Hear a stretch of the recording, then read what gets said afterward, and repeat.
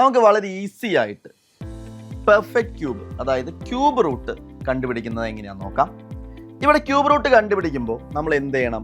ഇവിടെ നിന്ന് എന്ത് ചെയ്യണം? 3 എണ്ണം ഗ്രൂപ്പ് ചെയ്യണം. ക്യൂബ് റൂട്ടാണ്, 3 എണ്ണം ഗ്രൂപ്പ് ചെയ്യണം. 10 വരെയുള്ള ക്യൂബ്, 15 വരെയുള്ള ക്യൂബ് പഠിച്ചു വെച്ചാൽ വളരെ നല്ലത്.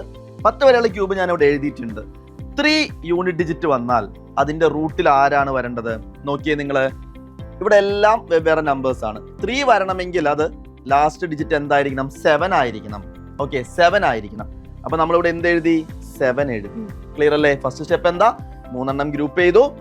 അതില് ലാസ്റ്റത്തെ ഡിജിറ്റ് നോക്കി, ഇതിന് ഏതാണ് വരുന്നത്? ഫൈനൽ വരുന്നത് 7 വന്നാലാണ് 3 വരുന്നത്. 1 വന്നാൽ 1, 8 വരണമെങ്കിൽ 2ന്റെ ക്യൂബ് ആയിരിക്കണം ലാസ്റ്റ് ഡിജിറ്റ് കേട്ടോ. 3 വന്നാലാണ് 7 കിട്ടുക. അതേപോലെ 4 വന്നാലാണ് 4 വരിക, 5 വന്നാൽ 5, 6 വന്നാൽ 6, 7 വന്നാൽ 3 ആണ്, 8 വന്നാൽ 2 ആണ്, 9 വന്നാൽ 9 ആണ്. ക്ലിയർ? ഇനി ലാസ്റ്റ് ഇവിടെ എത്രയാണുള്ളത്? 185, 185. അതിന് തൊട്ട് താഴെയുള്ള പെർഫെക്റ്റ് ക്യൂബ് ആരാന്ന് നോക്കുക. ഇവിടെ നിന്ന് നോക്കിയേ, 185ന് തൊട്ട് താഴെയുള്ള പെർഫെക്റ്റ് ക്യൂബ് ഏതാ? 185, 125, 5 ആണ്. ഇവിടെ എഴുതി 57 ആണ് ആൻസർ. ക്ലിയർ അല്ലേ? എത്രയാണ്? 57. ഇതൊന്ന് നോക്കാം. ഫസ്റ്റ് സ്റ്റെപ്പ് എന്താ? നമ്മൾ ഇവിടെ നിന്ന് 3 എണ്ണം ഗ്രൂപ്പ് ചെയ്തു. 7 വരണമെങ്കിൽ ഇവിടെ നിന്ന് ആര് വരണം? 7 വരണമെങ്കിൽ 3 വരണം. ഇവിടെ എത്ര വന്നു? 3 ആണ് വരിക.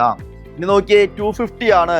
250 വരണമെങ്കിൽ അതിന് തൊട്ട് താഴെയുള്ള പെർഫെക്റ്റ് ക്യൂബ് ആരാ?